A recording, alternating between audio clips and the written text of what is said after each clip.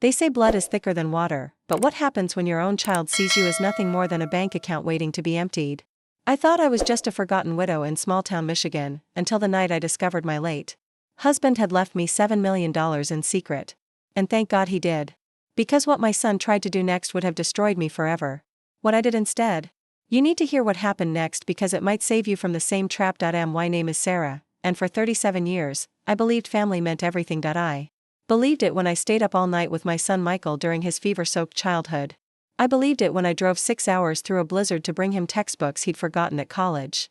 I believed it when I spent my grocery money on his wedding gift because I wanted him to feel proud of what his mother could give. Even after my husband Robert passed 3 winters ago, I held on to that belief like a prayer. Family meant showing up. Family meant sacrificing quietly. Family meant never letting them see you struggle. Robert and I had built a simple life in Traverse City. He worked at the lumber mill for 43 years. I raised Michael and kept house. We weren't rich, but we were steady. When Robert died, I thought I knew exactly what he'd left behind. Our modest savings, the house, and a small life insurance policy that would keep me comfortable but careful. I lived quietly in our old farmhouse, the one with the creaky porch and the maple tree that Robert planted the year Michael was born. I baked bread on Sundays. I read library books until my eyes got tired. I waited for phone calls that came less and less often. Michael had moved to Grand Rapids after college. Married a woman named Jessica. They had careers, a new house, a life that seemed to hum along without needing much from me. I understood. That's what we raise our children for, isn't it? To not need us anymore, but there were signs. Small ones. Like how Michael's voice changed when he talked about money. How he'd casually mention my age, my health, how I was getting up there. How he'd started asking questions about my finances with the kind of concern that felt more like inventory than love. Mom, are you sure you can handle all those bills by yourself? Mom, what would happen if you got sick and couldn't manage things? Mom, maybe we should talk about your future, just in case. I told myself he was being responsible. Caring. That's what loving children do, right? They worry about their aging parents. They plan ahead, but late at night, when the house was too quiet and my thoughts were too loud, I'd remember something Robert used to say: the people who ask the most questions about your money are usually the ones planning to spend it. Still, I pushed those thoughts away. This was Michael. My son. The boy who used to crawl into my lap during thunderstorms. The young man who called me every Sunday during his first year of college just to hear my voice. Family meant trust. Family meant benefit of the doubt. Family meant never, ever believing the worst about the people who shared your blood. I held on to that belief even when it started to hurt. The invitation came on a Tuesday afternoon in October. Michael called while I was folding laundry, his voice bright and cheerful. Mom, Jessica and I want to have you over for dinner this weekend. Just the 3 of us. Nothing fancy, just family time. Something in his tone made me pause. Not the words themselves, but the way he said them. Like he was reading from a script he'd practiced. That sounds lovely, sweetheart. Saturday at 6? I'll make that pot roast you used to love. I hadn't heard him offer to cook for me in years. I'll be there. Saturday came gray and cold, the kind of Michigan autumn day that makes you want to stay inside with a book and a cup of tea.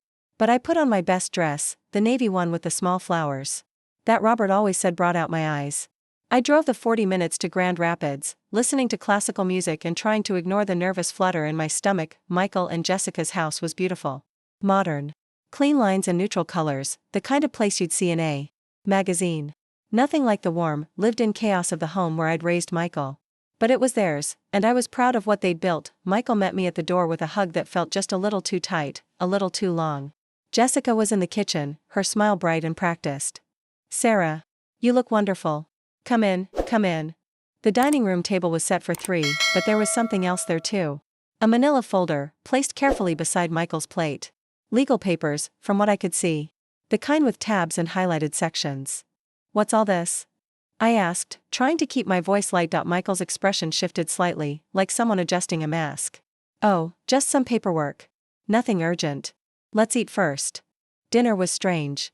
The pot roast was perfect, the conversation polite, but underneath it all was a tension I couldn't name. Michael kept glancing at the folder. Jessica kept refilling my wine glass. And I kept wondering why I felt like I was being interviewed for a job I didn't want. Finally, as Jessica cleared the dessert plates, Michael reached for the folder. Mom, I wanted to talk to you about something important. My chest tightened. What is it? It's about your future. About making sure you're protected. He opened the folder and slid a thick stack of papers across the table. The top page was titled Durable Power of Attorney in bold letters. What is this? It's just a precaution, Michael said, his voice smooth and reasonable. If anything ever happened to you, if you got sick or confused or couldn't manage things on your own, this would give me the legal authority to help you.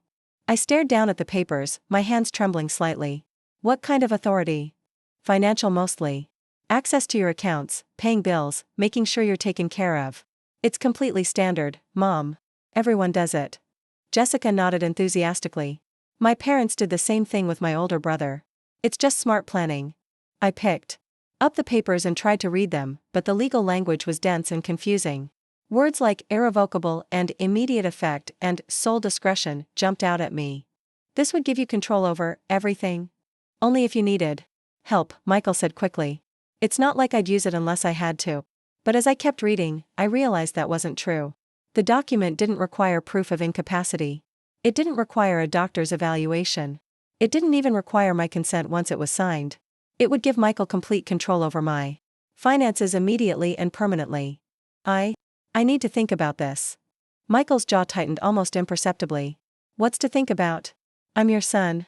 I love you. I just want to make sure you're safe. I know, sweetheart.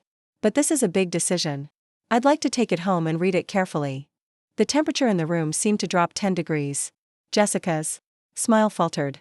Michael's eyes hardened. Mom, you're not getting any younger. What if something happens and we can't help you because we don't have the legal authority? What if you have a stroke like Mrs. Henderson down the street? What if you forget your passwords or get confused about bills? What if someone tries to take advantage of you? The questions came fast, one after another, each one designed to make me feel helpless, vulnerable, afraid. But instead of fear, I felt something else stirring inside me, anger, not the hot, explosive kind. The cold, clear kind that comes when you suddenly see exactly what's happening to you. I'll take these home, I said, standing up slowly. I'll read them carefully. And I'll let you know what I decide. Michael stood too, his face flushed. Mom, you're being unreasonable. This is for your own good. Maybe. But it's still my choice to make. The ride home was the longest 40 minutes of my life. I kept thinking about that folder, about the way Michael had looked at me when I refused to sign. Not like a son looking at his mother, like a businessman looking at a client who wouldn't take the deal. That night, I couldn't sleep. I paced through the house, my footsteps echoing in the silence. The manila folder sat on my kitchen table like a threat, its contents spilling out across the wooden surface. I'd raised that boy. I'd sacrificed for him. I'd loved him unconditionally. For 34 years. And now he was trying to steal my independence with a pen and a signature, but there was something else gnawing at me. Something Robert had said once, years ago, when we were planning our wills. Sarah, if anything happens to me, don't let anyone pressure you into anything. Not even Michael. People change when money's involved. Even good people. I hadn't understood what he meant then. I thought he was being paranoid. But now, I got up and walked to the basement. In the far corner, behind Robert's old workbench, was a metal filing cabinet I hadn't opened since he died. I'd been too heartbroken to deal with paperwork, too overwhelmed by grief to think about anything but getting through each day. The bottom drawer was locked, but I remembered where Robert kept the key. Taped under his toolbox, just like he used to hide spare keys when Michael was little, inside the drawer were files I'd never seen before. Investment statements. Account numbers. Legal documents with Robert's signature and mine, though I had no memory of signing them, and at the very bottom, a letter addressed to me in Robert's handwriting. My hands shook as I opened it. My dearest Sarah, if you're reading this, then I'm gone and you're probably feeling lost and alone. I'm so sorry I can't be there to protect you anymore. But I tried to prepare for this day, even though I prayed it would never come. I've been investing quietly for years. Small amounts at first, then larger ones as I got better at it. I never told you because I wanted it to be a surprise. A gift for our retirement. We were going to travel, remember? See the ocean together, but then I got sick, and I realized the money might need to serve a different purpose. It might need to protect you from people who see you as vulnerable. People who think a widow is easy prey. The investments are worth over $7 million now. It's all in your name, in accounts only you can access. I've also set up a trust that will protect the money from anyone who tries to manipulate you or pressure you into signing it away. I know this will come as a shock. I know you'll wonder why I didn't tell you. The truth is, I wanted to. But I also wanted to make sure that if anyone ever came after you for money, they'd have no idea what they were really dealing with. You're stronger than you think, Sarah. You're smarter than you give yourself credit for. And you're worth more than anyone trying to take advantage of you could ever imagine. Use this gift wisely. Use it to live the life you want, not the life others expect from you, all my love. Roberti read the letter 3 times before the words really sank in. $7 million. Hidden away, protected, waiting for me to discover it. Robert had known, somehow, he'd known this day would come. I spent the rest of the night going through the files. Bank statements showing steady growth over 20 years. Investment portfolios diversified across stocks, bonds, and real estate. A trust document that made it impossible for anyone to access the money without my explicit, written consent, and proof that I was worth more than my son could ever have imagined. As dawn broke over the lake, I made a decision. I wouldn't confront Michael directly. I wouldn't create drama or demand explanations. Instead, I would do what Robert had taught me to do. I would be smart. I would be careful. And I would protect myself. The next morning, I called Michael. I've been thinking about what you said, I told him. About the power of attorney. And I want to talk to a lawyer first. Just to make sure I understand everything. There was a pause. Mom, that's not necessary. I can explain, I know, sweetheart. But this is important. I want to do it right. Another pause. Longer this time. Of course, he said finally. That's very reasonable. But I could hear it in his voice. The frustration. The calculation. The sound of someone whose plan had just hit an unexpected obstacle. I hung up and smiled for the first time in months. Not a sad smile. Not a bitter one. A smile that meant business. For the next 2 weeks, Michael was the perfect son. He called every other day, his voice warm and concerned. He sent flowers with a note that said, "Just thinking of you." He even drove up one afternoon with groceries, claiming he was in the neighborhood. But I wasn't fooled. I could see the agenda. Underneath the attention. Every conversation somehow circled back to my situation. Every kind gesture came with a subtle reminder of my supposed vulnerability. Mom, you shouldn't be carrying those heavy bags by yourself. Mom, are you sure you're remembering to take your medication? Mom, what would happen if you fell and couldn't get to the phone? It was psychological warfare disguised as love. Death. By 1,000 paper cuts of manufactured concern. Jessica started calling too. Sweet, helpful Jessica with her social worker's training and her practiced empathy. Sarah, I hope you don't mind me saying this, but Michael is so worried about you. He lies awake at night thinking about all the things that could go wrong. We've been researching assisted living facilities, just in case. There are some beautiful places that would give you so much more security. Have you thought about what would happen to the house if you couldn't maintain it? The property taxes alone. They were building a case. Slowly, methodically, creating a narrative where I was helpless and they were heroes. Where signing over my independence was the rational, loving thing to do. But while they were busy painting me as a confused old woman, I was busy with my own preparations. I drove to Grand Rapids and met with Margaret Stevens, the estate attorney whose name I'd found in Robert's files. She was a woman in her 60s with silver hair and sharp eyes that missed nothing. Your husband was a very smart man, she said after reviewing my documents. He set this up to be virtually bulletproof. The trust protects your assets from creditors, scammers, and anyone who might try to manipulate you into giving up control. What about the power of attorney my son wants me to sign? Margaret's expression hardened. That document would override the trust protections. It would give your son complete control over everything, including the ability to dissolve the trust and transfer the assets to himself. Is that legal? Perfectly legal. If you sign it willingly. The question is whether you're signing it because you want to, or because you're being pressured. I told her about the dinner, about the constant phone calls, about the way Michael had reacted when I wanted to think it over. First, we modify the trust to make it even more secure. Then we prepare documentation that makes it clear you're mentally competent and making informed decisions. Finally, we wait to see what they do next. And if they keep pushing? Margaret smiled grimly. Then we push back. Over the next week, I executed Margaret's plan. I updated the trust, added additional protections, and even included a clause that would automatically trigger a full investigation if anyone tried to claim I was mentally incompetent. Meanwhile, Michael's calls became more frequent and more urgent. Mom, I talked to my friend Dave, he's a financial advisor.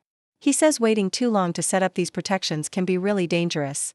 Mom, I heard about this woman in Lansing who got scammed out of her life savings because she didn't have anyone looking out for her. Mom, what if something happens to you and we can't help because we don't have the legal authority? Each call was a little more desperate, a little more aggressive. The mask of concern was slipping, and underneath it, I could see the truth. My son wasn't worried about protecting me. He was worried about protecting his access to what he thought was his inheritance. The final straw came on a Thursday evening. I was in the garden, deadheading the last of the fall flowers, when I heard a car in the driveway. Michael's car. He Walked around to the backyard, his expression serious. Mom, we need to talk. About what? About this lawyer you hired. About the way you're handling things. I straightened up, my hands still dirty from the soil. What about it? You're being manipulated. These lawyers, they charge huge fees and they fill elderly people's heads with paranoid ideas about their families. I'm not elderly, Michael. I'm 62. You know what I mean. The point is, you're making decisions based on fear instead of trust. You're letting a stranger turn you against your own family. I looked at him then, really looked at him. At the son I'd raised, the man I'd sacrificed for, the person I'd loved unconditionally for 34 years, and I realized I was looking at a stranger. I think you should go, I said quietly. Mom, I think you should go now. He stared at me for a long moment, his face cycling through expressions. Surprise, anger, calculation, and finally something that looked almost like relief. Fine, he said. But don't come crying to me when you end up broken alone because you trusted the wrong people. He walked back to his car, got in, and drove away without looking back. I stood in the garden until long after his tie-lie. Classic financial abuse, Margaret said. Often perpetrated by adult children who feel entitled to their parents' assets. The scary thing is, it usually works. Elderly people sign away their independence every day because they're afraid of being seen as difficult or ungrateful. What do you recommend? The silence lasted exactly 1 week. Then the letters started arriving. The first one came from a law firm in Grand Rapids. A formal notice claiming that I was showing signs of diminished capacity and that concerned family members were seeking a court-appointed guardian to manage my affairs. The second letter was from Michael directly. 3 pages of typewritten text detailing every phone call I'd supposedly forgotten, every bill I'd supposedly missed, every sign of confusion or forgetfulness he'd witnessed over the past year. None of it was true. But it was detailed, specific, and written in the language of someone who'd done his research. The third letter was the worst. It came from Adult Protective Services, reporting that they'd received a complaint about a vulnerable adult who was isolating herself and making erratic financial decisions. Someone would be coming to my house for a welfare check. I called Margaret immediately. They're trying to build a case for guardianship, she explained. If they can convince a judge that you're mentally incompetent, they can have you declared a ward of the state, and guess who volunteers to be your guardian? Is that legal? If they can prove it, yes. The good news is, they can't prove it because it's not true. The bad news is, the process can be long, expensive, and devastating, even if you win. What do I do? First, we document everything. Every phone call, every letter, every contact. Then we prepare a counter-narrative that shows you're not just competent, but that you're being systematically harassed by people who want to control your money. The APS worker arrived on a Tuesday morning. Her name was Linda, and she was younger than I'd expected. Professional but kind, the type of person who probably got into social work because she genuinely wanted to help people. Mrs. Patterson, I'm here because we received a report of concern about your welfare. Do you mind if I ask you a few questions? I invited her in, offered her coffee, and answered every question honestly. Yes, I lived alone. Yes, I'd been making some financial decisions recently. Yes, I'd had some disagreements with my son. Can you tell me about these disagreements? I told her everything. About the power of attorney, about the pressure, about the threats. I showed her the letters, the legal documents, the evidence of my husband's trust. Linda's expression grew more serious as I talked. Mrs. Patterson, are you familiar with the term financial abuse? I'm learning about it. Because what you're describing, the pressure to sign legal documents, the threats, the attempts to isolate you from professional help, these are classic signs of financial abuse by family members. She spent another hour with me, reviewing my medications, my bank statements, my daily routines. She asked about my mental health, my social connections, my ability to care for myself. Finally, she closed her notebook and looked at me directly. Mrs. Patterson, I want to be very clear about something. Based on my assessment, you show no signs of diminished capacity. You're articulate, organized, and making rational decisions about your own welfare. The complaint against you appears to be unfounded. What happens now? I'll file a report stating that no intervention is needed. I'll also note that you appear to be the victim of attempted financial abuse, which we take very seriously. After she left, I sat in my kitchen and felt something I hadn't experienced in months, victory, but it was short-lived. That evening, Michael called. Mom, I heard you had a visitor today. Linda was very nice. Very professional. Did you tell her about the lawyer you hired? About the way you've been acting? I told her the truth, Michael. About everything. There was a long pause. When he spoke again, his voice was different. colder.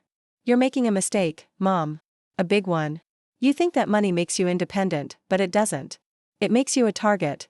And when something happens to you, when you fall down those stairs or forget to turn off the stove or get confused about your medication, don't expect me to come running. Are you threatening me? I'm warning you. You're pushing away the only people who care about you. And for what? To protect money you'll never even spend? That's my choice to make. Is it? Because from where I'm sitting, it looks like you're not making choices at all. It looks like you're being manipulated by people who want to keep you isolated and paranoid. I almost laughed. The projection was so complete, so perfect, that it was almost impressive. Goodbye, Michael. Mom, wait. I hung up the phone and unplugged it from the wall. The next morning, I drove to Margaret's office and told her about the call. He's escalating, she said. The APS investigation didn't work, so now he's trying psychological manipulation. The question is, what's he going to try next? We didn't have to wait long to find out. 2 days later, I found Jessica in my driveway. She was crying. Sarah, please. I'm begging you. Just talk to Michael. Just listen to what he has to say. I've listened, Jessica. For weeks. He's not sleeping. He's not eating. He's so worried about you that it's making him sick. I'm sorry to hear that. How can you be so cold? This is your son. Your only child. He loves you.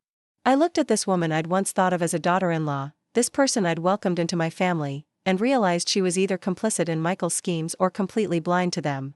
Jessica, did Michael tell you about the $7 million? Her face went blank. What?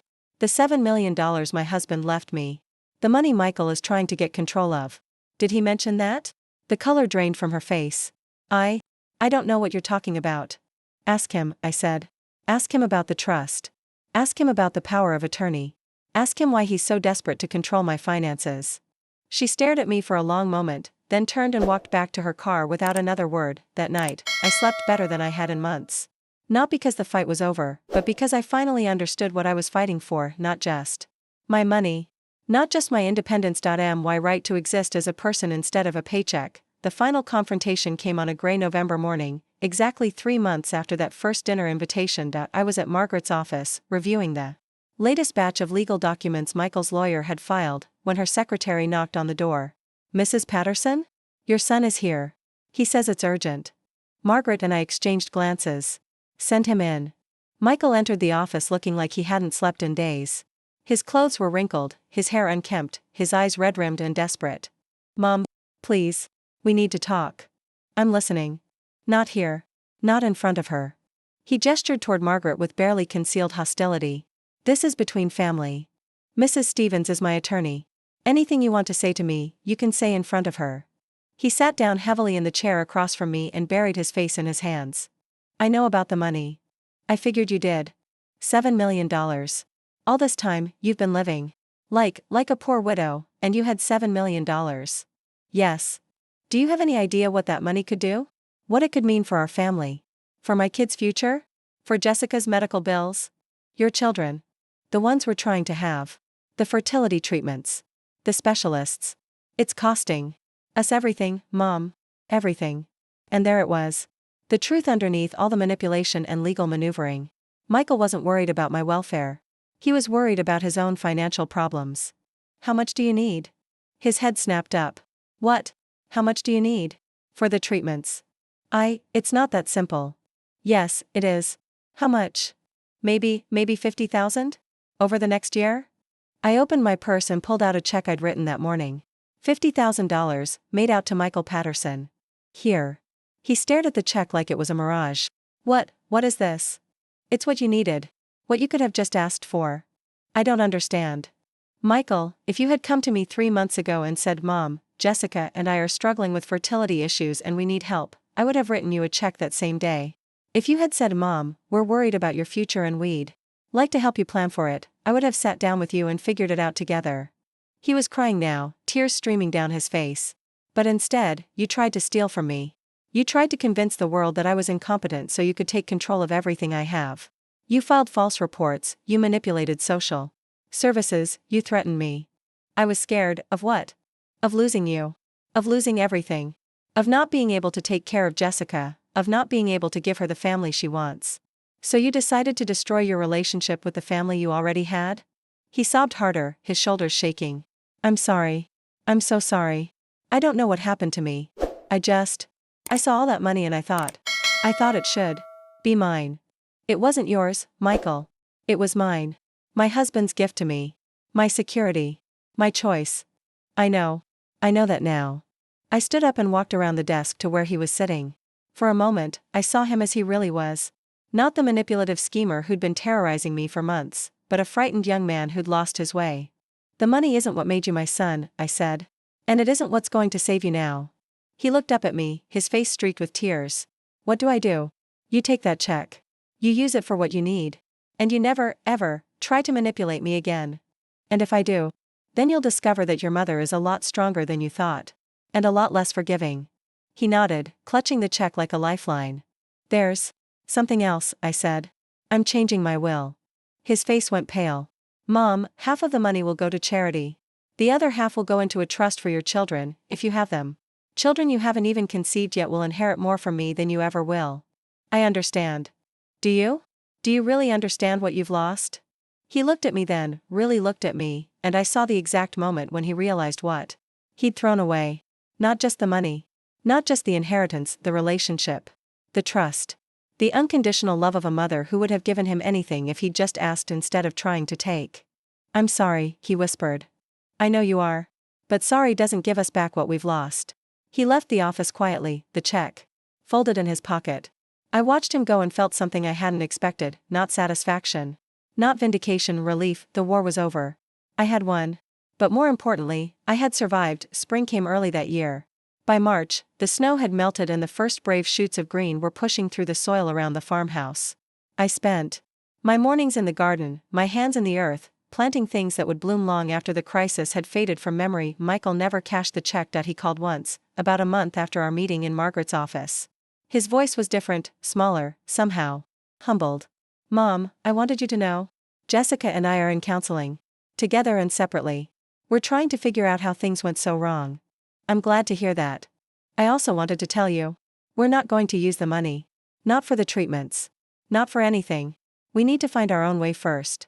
That's your choice to make. Is there any chance we could see each other sometime? Just to talk? Not about money or lawyers or any of that. Just as family?